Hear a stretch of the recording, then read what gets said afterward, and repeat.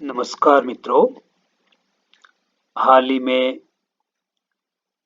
राजस्थान सरकार शिक्षा विभाग ने अंग्रेजी माध्यमिक जो विद्यालय हैं और महात्मा गांधी जो विद्यालय हैं उनके लिए सहायक अध्यापक प्रथम लेवल और द्वितीय लेवल के लिए संविदा कर्मियों की भर्ती के लिए आवेदन निकाले हैं, जिसमें जो पात्र है, क्या क्या पात्रताएं हैं,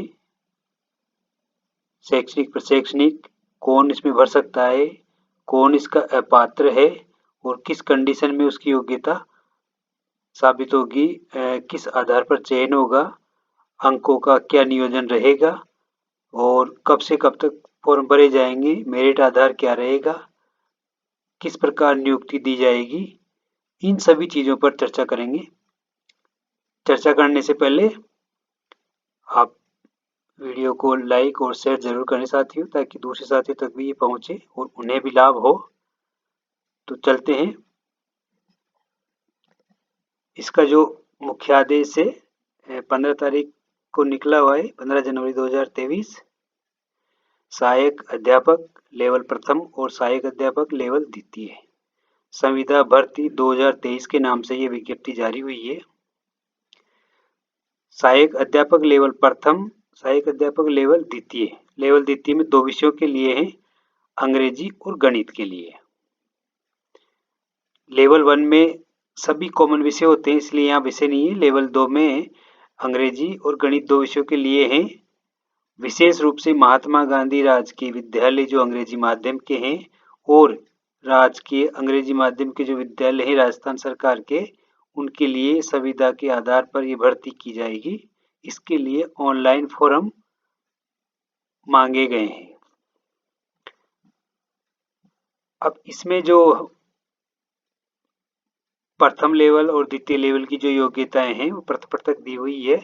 हम दोनों को एक साथ देखते हैं। इन दोनों के जो विज्ञापन है, विज्ञापन संख्या 01 2022-23 है और ये यहाँ पर टीएसपी और नॉन टीएसपी दोनों के लिए हैं। जो नॉन टीएसपी का एरिया है उसमें टीएसपी भी आता है, उसके लिए इस प्रकार से हैं।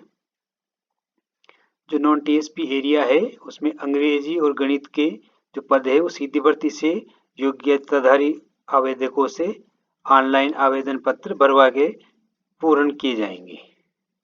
जो नॉन टीएसपी एरिया के पद है उसके लिए संपूर्ण राजस्थान, नॉन टीएसपी के लिए समस्त राजस्थान के अभ्यर्थी फॉर्म भर सकते हैं और राजस्थान से बाहर के अभ्यर्थी भी फॉर्म भर सकते हैं। इस चीज़ का विशेष ध्यान रखें।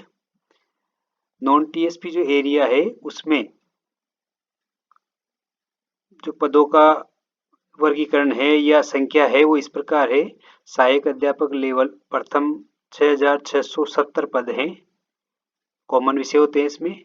सहायक अध्यापक लेवल द्वितीय अंग्रेजी विषय के 1219 पद और गणित विषय के भी 1219 पद हैं, यानी कि दोनों के बराबर पद हैं। जो नॉन टीएसपी एरिया है उसमें विषयवार, जिलेवार और वर्गवार जो पदों का विवरण है वेबसाइट पर भी दिया हुआ है और आप ये जो आवेदन पत्र का ये प्रारूप दे रखा है, ये विज्ञप्ति है, इसके अंत में भी दे रखा है कि किस विषय के किस जिले में कितने पद हैं। तो इस पर आप देख सकते हैं। इसके नीचे इसका जो लिंक है डिस्क्रिप्शन में भी मिल जाएगा और आप चाहें तो वेबसाइट से भी ये प्राप्त कर सकते हैं। नीचे उसमें दिया हुआ है जिलेवार विवरण, वहां से मिल जाएगा। और 31 जनवरी 2023 से ऑनलाइन आवेदन भरना प्रारंभ होंगे और 1 मार्च 2023 की रात 12 बजे तक भरे जाएंगे। उसके बाद इसका लिंक बंद हो जाएगा यदि आगे इसकी अवधि नहीं बढ़ाई जाती है, क्योंकि समय समय पर अभी वर्तमान में जो भी जितने भी दिशा निर्देश दिए हुए हैं वो समय समय पर बदल जाते हैं। इसलिए इस चीज़ का ध्यान रखें कि जो आने वाले नियम हैं वही लागू होते हैं। जो अभ्यर्थी है उनके लिए सामान्य दिशा निर्देश है कि जो वरीयता है वो मेरिट लिस्ट के आधार पर तैयार होगी और विषयवार होगी, वर्गवार होगी। इसके लिए अभ्यर्थियों को जो योग्यता है वो सिद्ध करनी पड़ेगी। सबसे महत्वपूर्ण योग्यता है कि उसको रीट पास होना चाहिए और रीट की जो वैधता है वो जरूरी है। रीट की वैधता में यहाँ पर कुछ उपबंध दिए हैं विशेष, जो हम आगे चर्चा करेंगे जब विस्तृत बात करेंगे। अभी आगे बढ़ते हैं। रीट पास के साथ साथ ही जो न्यूनतम योग्यता है, जैसे अभी हाल ही में महीने 2 महीने पहले जो विद्यालयों में रिक्त पदों को भरने के जो प्रक्रिया शुरू हुई थी, वो किसी कोर्ट आदेश के तहत बंद की गई है, उसी के अनुसार ये प्रक्रिया है। तो इसमें भी योग्यताओं का जो चयन है कुछ कुछ उनसे मिलता जुलता है। तो न्यूनतम प्राप्तांक जो है इसमें दिए हुए हैं वो पूर्ण करने होंगे और रीट पास होना जरूरी है। और यहाँ पर शैक्षणिक योग्यता है, देखिएगा, जो प्रशैक्षणिक योग्यता है रीट की।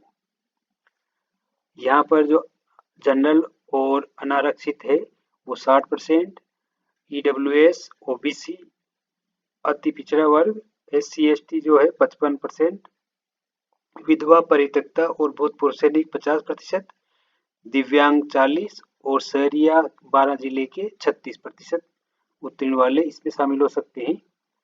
ऑफलाइन आवेदन स्वीकार नहीं किया जाएगा, ऑनलाइन ही करना पड़ेगा। प्रत्येक पद और विषय के लिए पृथक पृथक ऑनलाइन आवेदन करना होगा। यदि आपने एक से अधिक आवेदन कर दिया है तो ये ध्यान में रखना कि जो आखिरी बार आवेदन किया जाता है उसी को ही सही माना जाएगा, उससे पहले वाले को नहीं। और आखिरी वाले में अगर गलती हो गई है तो फिर ये सोच लीजिए कि आपके उसमें गलती रहेगी और वो आगे जाकर अवैध माना जाएगा। आपके ऑनलाइन आवेदन में जो शैक्षणिक, प्रशैक्षणिक और रीट संबंधी जो योग्यताएं भरेंगे वो समस्त सूचनाएं, रोल नंबर, प्राप्तांक, पूर्णांक, उत्तीर्ण का वर्ष, जो बोर्ड है और विषय का जो वर्ग है वो अनिवार्य रूप से भरना है।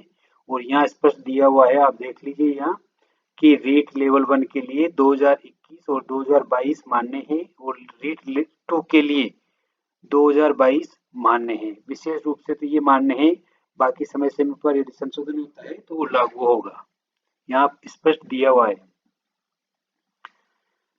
जो अभ्यर्थी है वो नियुक्ति के लिए समस्त जिलों की क्रमबद्ध प्राथमिकता भरेंगे, यानी कि कम से कम 30 जिले तो उनको प्राथमिकता से भरने, मेरिट के भाई कहाँ पर ज्वाइनिंग लेना चाहते हैं उसकी वरीयता भरनी पड़ेगी आपको। अगर वो नहीं भरते हो 30 तो आपका आवेदन सबमिट नहीं होगा, ऐसा उपबंध है। रीट की जो वैधता है उसका विशेष ध्यान रखना है, वैध होना और उत्तीर्ण होना अनिवार्य है। समस्त शैक्षिक प्रशैक्षिक जो योग्यता है उनका विवरण प्रविष्ट करना अनिवार्य है, खाली नहीं छोड़े।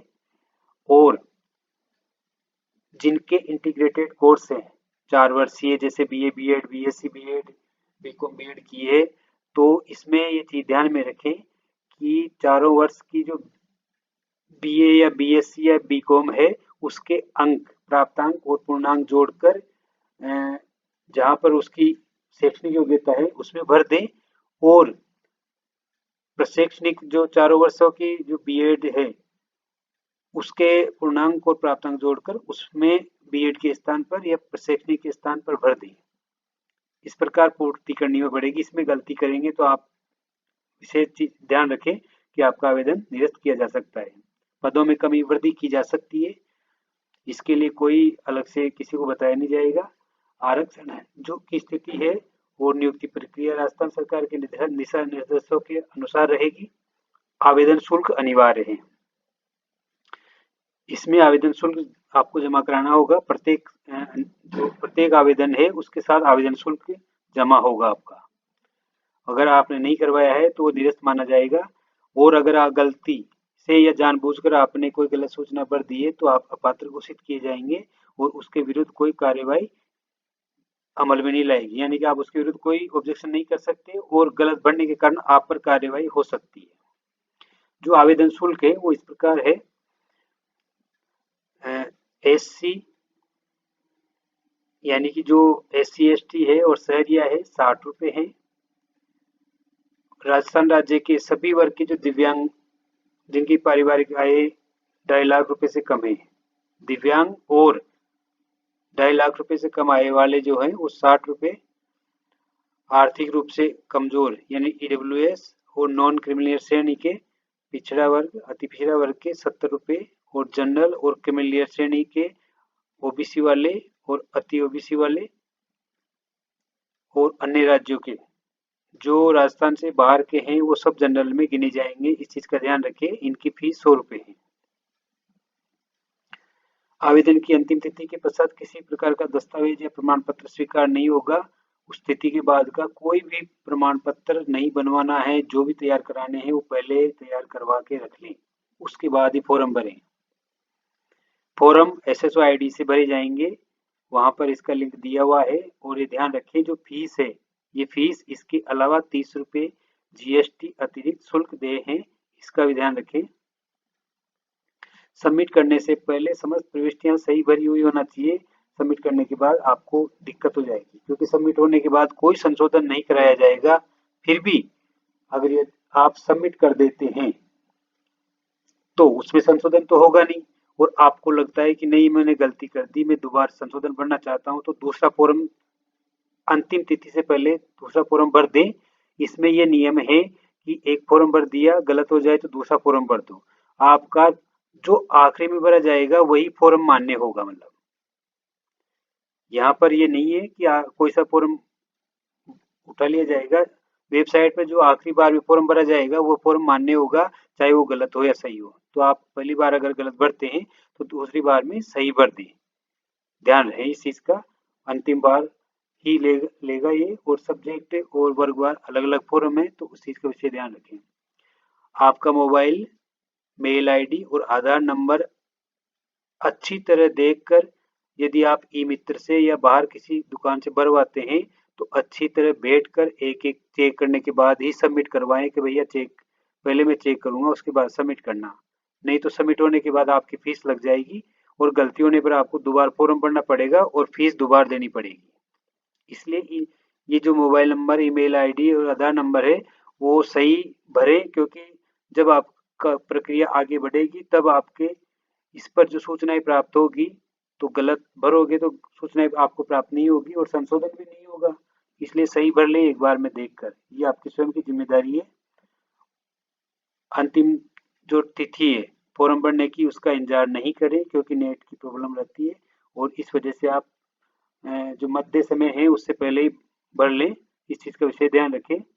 और जिस वर्ग के हैं आप, जाति वर्ग के, उसका स्पष्ट रूप से उल्लेख करें, नहीं तो उसका लाभ नहीं मिलेगा। और उसका संबंधित प्रमाण पत्र दस्तावेज है अंतिम तिथि से तक का, उस तारीख तक का बना हुआ होना जरूरी है, उसके बाद का नहीं होना चाहिए। और उसकी जो समयावधि है कैटेगरी वाइज, भाई 6 महीने, 12 महीने, 2 साल, 5 साल, उसके बीच का होना चाहिए, नहीं तो आपकी पात्रता निरस्त कर दी जाएगी। ये जो सहायक अध्यापक है उनको जो वेतन मिलेगा उसके बारे में है। इनको प्रतिमाह जो नियत वेतनमान है 16,900 रुपये देय होगा। इसके अतिरिक्त कोई भी भत्ता देय नहीं होगा, जैसे HRA, DA या कोई भी शहरी भत्ता या विशेष भत्ता जो होता है वो देय नहीं है। इस चीज का ध्यान रख लें, यहाँ साफ लिखा हुआ होता है। और दोनों प्रकार के यानी प्रथम और द्वितीय श्रेणी के जो अध्यापक हैं उनको 9 वर्ष बाद में सेवा में वृद्धि जो है वो होगी, और ग्रेड प्रथम नाम देते हुए प्रतिमाह जो नियत वेतनमान जो मानदेय है वो 29,600 देय होगा। यानी कि इनका जो वेतनमान है उस सेवा अवधि की जो वृद्धि है 9 वर्ष बाद, वो वेतनमान बढ़ जाएगा और 29,600 रुपये उनका वेतनमान हो जाएगा। इनकी जो योग्यताएं हैं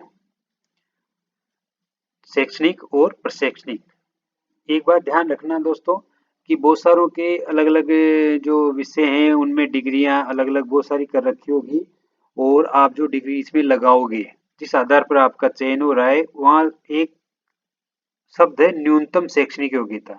यदि किसी ने कहा है कि 50% अंकों के साथ बीए चाहिए, अब आपने बीए के बाद एमए, एमए के बाद एमफिल, वो उससे ज्यादा अंकों से कर रखी है, तो वो आपके लिए किसी काम के नहीं है। जिससे न्यूनतम योग्यता का यहाँ उल्लेख है उस योग्यता के अंक ही यहाँ पर जोड़े जाएंगे। इस चीज का विशेष ध्यान दें।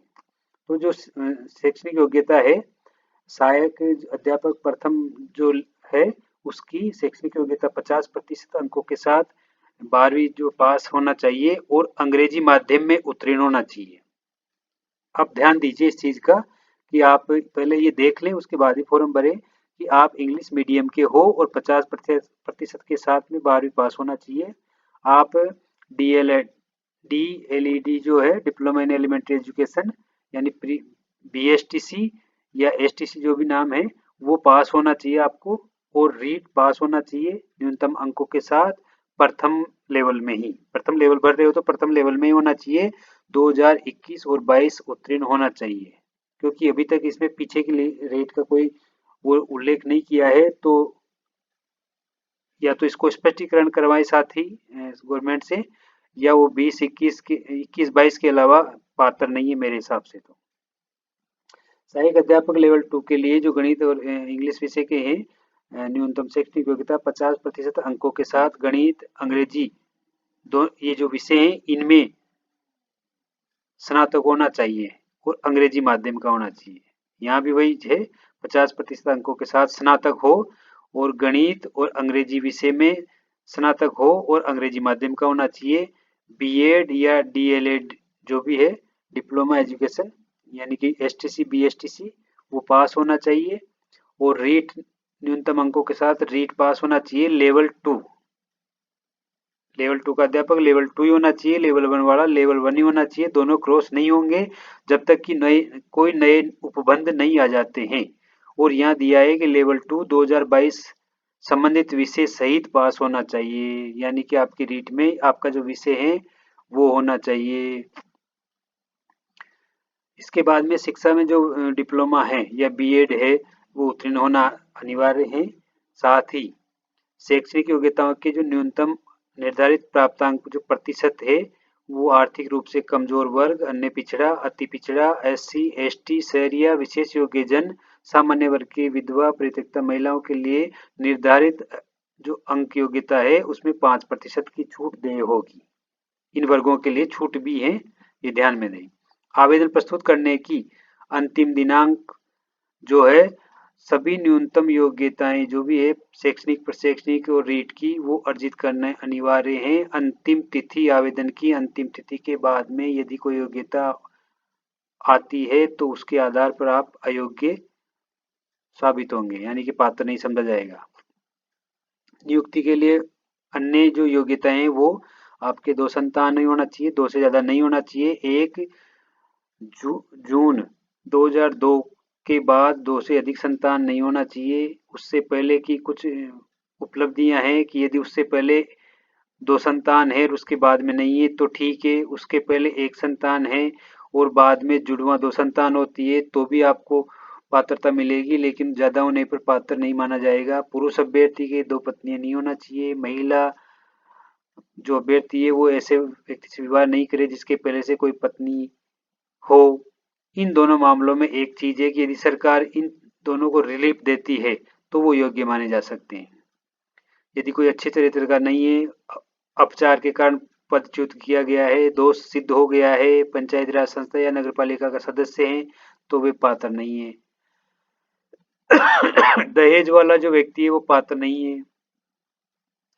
आयु सीमा का जो मामला है 1 जनवरी 2024 को 21 वर्ष से कम नहीं होना चाहिए और 40 वर्ष की आयु पूर्ण नहीं करना चाहिए। लेकिन 31 दिसंबर 2020 को यदि वह इस आयु सीमा में था तो 31 दिसंबर 2024 तक वो योग्य माना जाएगा। इसके अलावा जो आयु सीमा में छूट है विभिन्न वर्गों की, तो आर्थिक पिछड़ा, अन्य पिछड़ा, कमजोर, SC ST, शहरिया के जो पुरुष अभ्यर्थी उनको 5 वर्ष की छूट, सामान्य महिला, अन्य राज्यों की महिलाओं को 5 वर्ष की छूट, राजस्थान के जो मूल निवासी है, आर्थिक कमजोर, पिछड़ा, अन्य पिछड़ा, अति पिछड़ा, SC ST की जो शहरिया की जो महिलाएं हैं उनको 10 वर्ष की छूट, भूतपूर्व सैनिक उनको 50 वर्ष तक योग्य है। विधवा और तलाकशुदा के लिए कोई आयु सीमा नहीं है, वो चाहे तो 59 साल की होने के बाद भी शामिल हो सकती है। विधवा के लिए पति की मृत्यु का प्रमाण पत्र अनिवार्य है। तलाकशुदा के लिए न्यायालय से जारी जो डिक्री है विवाह विच्छेद की वो अनिवार्य है। इस चीज का विशेष ध्यान दें। जो निःशक्त जन है उनको 5 वर्ष की छूट देय है। यहाँ पर एक चीज ध्यान और दें कि निःशक्त जन अपनी जो कैटेगरी का लाभ ले रहा है आयु छूट का, उसके अलावा 5 वर्ष की और एक्स्ट्रा छूट मिलेगी और किसी को डबल छूट नहीं मिलेगी। वो एक जगह छूट ले सकता है, लेकिन निःशक्त जन 2 जगह छूट ले सकता है। आरक्षण का प्रावधान है, नियमानुसार आरक्षण देय होगा। राजस्थान राज्य से बाहर के जो व्यक्ति है उनको आरक्षण देय नहीं है, चाहे महिला हो या पुरुष हो, किसी भी परिस्थिति में राजस्थान राज्य का स्थायी निवासी होना चाहिए, जब भी वो आरक्षण का लाभ लेगा। आरक्षण पदों का जो लाभ है राजस्थान राज्य से भिन्न अन्य राज्य के आवेदक को नहीं मिलेगा। राज्य में जो विवाह करके आई है बाहर अन्य राज्यों की जो महिलाएं आरक्षित वर्ग की, उन महिला अभ्यर्थियों को सामान्य वर्ग के अंतर्गत ही आवेदन करना होगा। भूतपूर्व सैनिक और उत्कृष्ट जो खिलाड़ी है, केवल राजस्थान राज्य के अभ्यर्थियों को ही इसमें इस चीज का लाभ मिलेगा। ये विशेष ध्यान दे इस चीज का। इसके अलावा और उपबंध जो दिए गए हैं उसमें उत्कृष्ट खिलाड़ियों को जो आरक्षण मिलेगा वो कुल रिक्तियों का 2% देय है।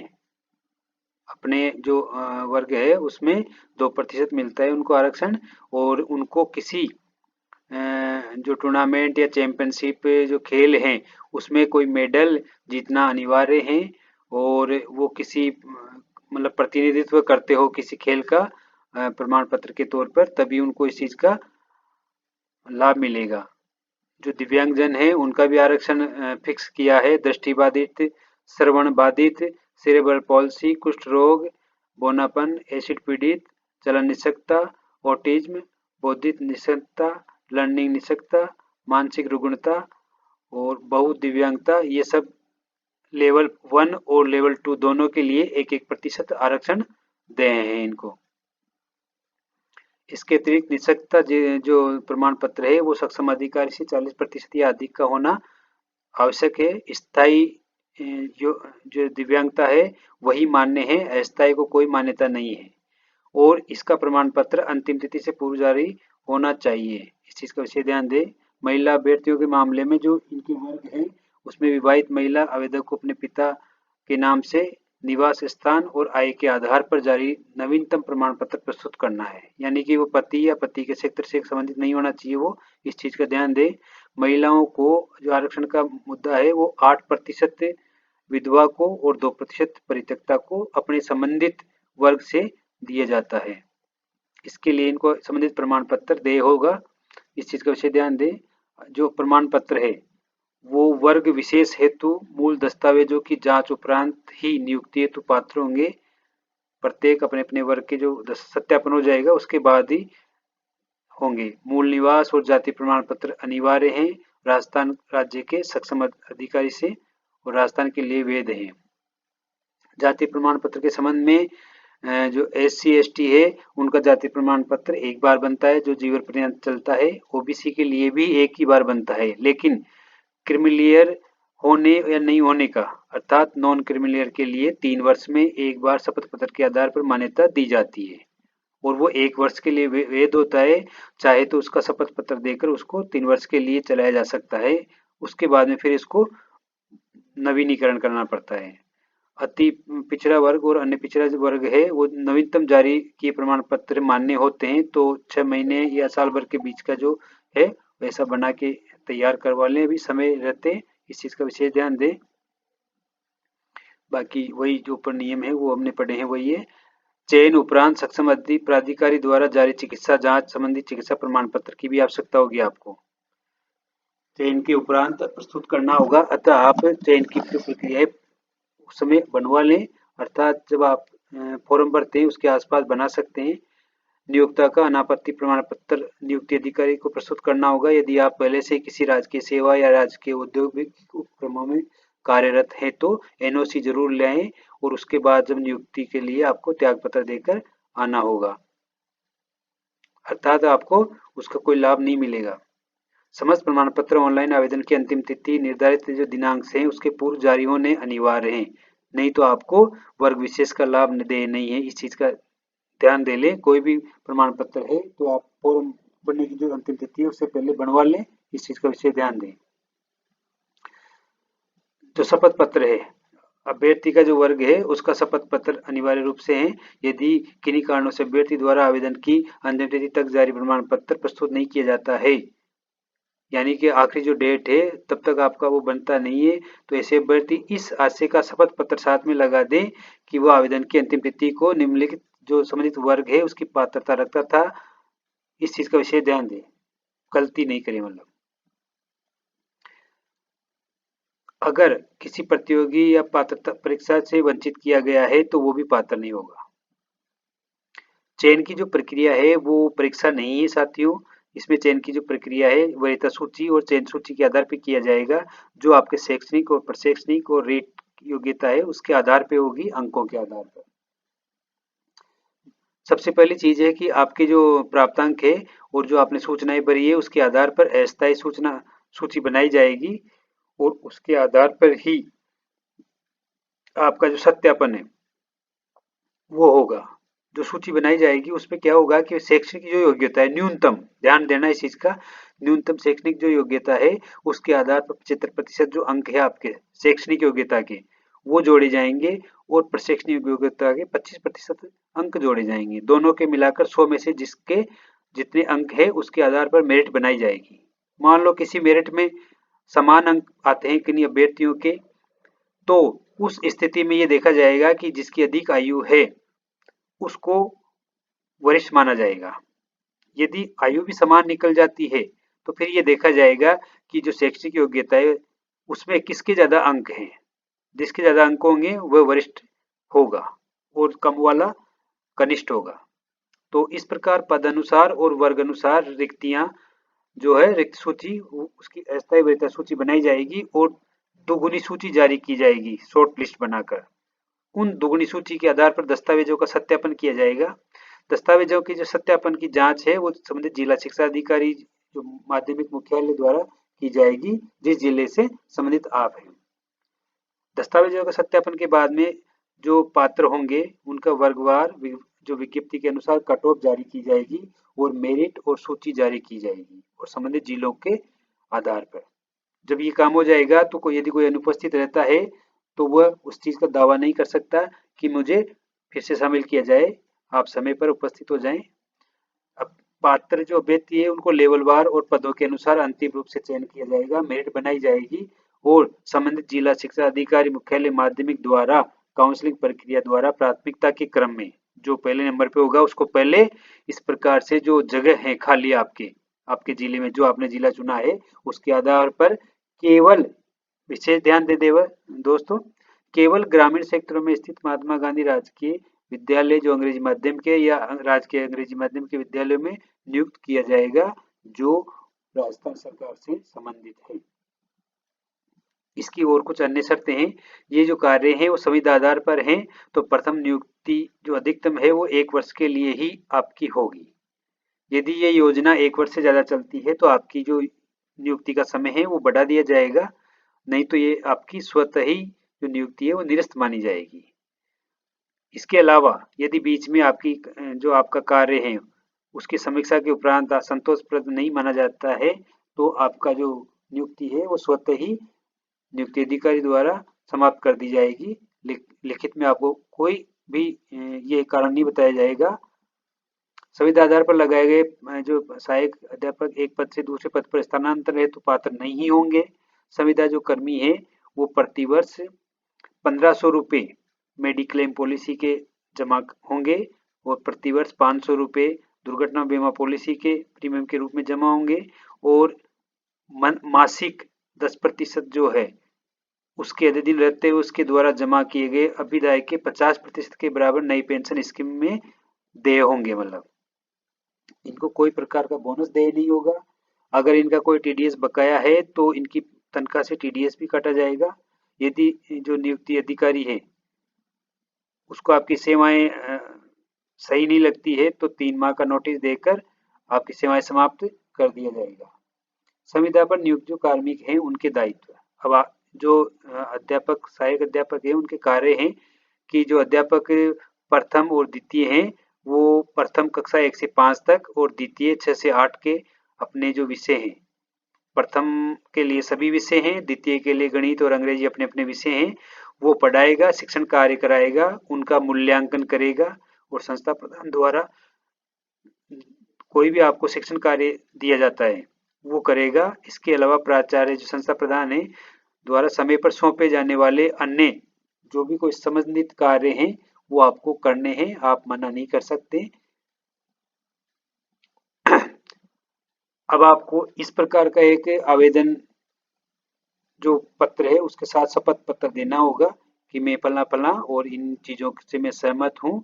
इस प्रकार का ये जो आपको एक तरह से टाइप कराकर सामान्य कागज पर साइन करके देना होगा। स्व सत्यापन है ये। और ये यहाँ सूची दी हुई है दोस्तों, आवेदन पत्र के साथ संलग्नों की सूची, इसमें आप देख लें। ऑनलाइन आवेदन की प्रति, शपथ पत्र, सेकेंडरी की अंक तालिका एक प्रति, सीनियर की अंक तालिका एक प्रति, स्नातक की अंक तालिका प्रति लागू हो तो, स्नातकोत्तर हो तो लागू, BSTC, B.Ed इनकी, रीट की, मूल निवास की प्रमाणित प्रति, EBS से जो आर्थिक कमजोर है उनकी, जाति प्रमाण पत्र की, और वेद होना चाहिए। विधवा के लिए स्वयं का शपथ पत्र और पति की मृत्यु का प्रमाण पत्र।